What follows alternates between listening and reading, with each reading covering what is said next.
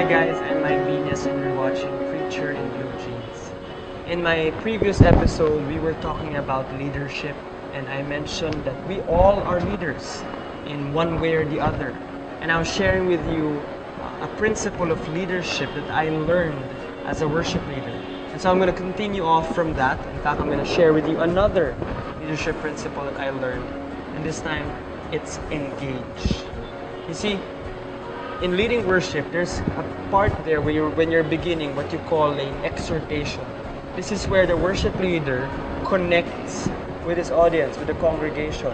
This is where he or she builds rapport with them. In other words, this is where you build a relationship between the worship leader and the congregation.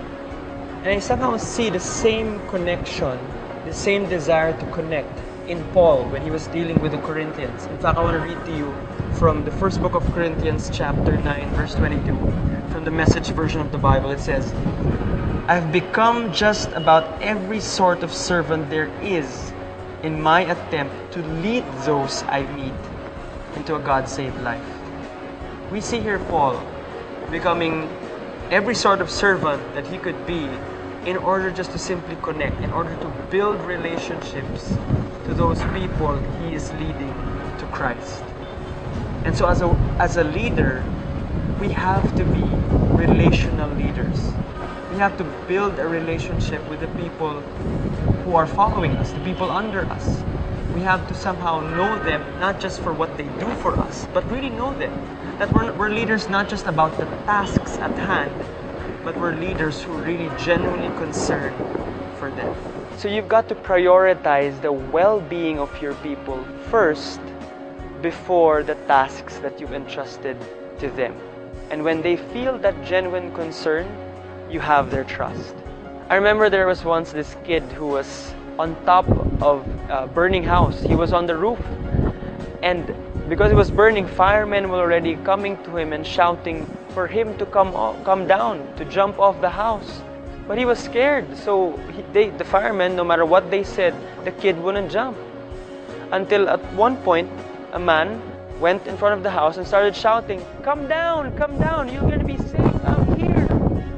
Then suddenly you saw that kid jump, and he was brought to safety. Now, later on, the firemen realized that the man who shouted for that kid to come down was actually the kid's father. And so the kid jumped because there was trust between the kid and the father.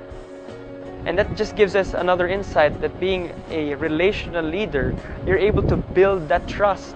You're able to build that trust between you and your subordinates, so that if they trust you, they know that you have their best interest at heart.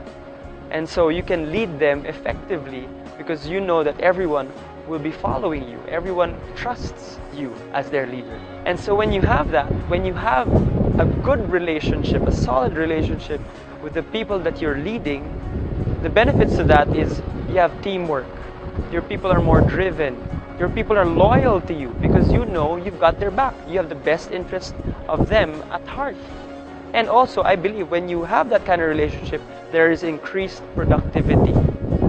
And so that's it. That's the second leadership principle that I learned being a worship leader. That you need to engage, you need to build relationships with the people that you're leading. That you can't just be about the tasks, but you have to be a relational leader.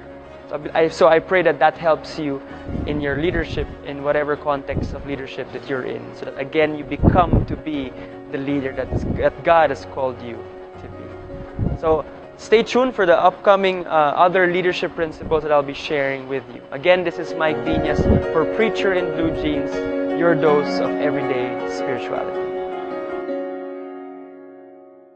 Hi, this is Bo Sanchez, and I pray that that video blessed your life. You were able to watch that video because people made a decision to partner with me in this ministry. They became my partners, not only for the video production ministry, but also for our orphanages and our scholarship for poor children, our center for pregnant women in crisis. Yes, we're able to prevent abortion, and our ministry for the abandoned elderly.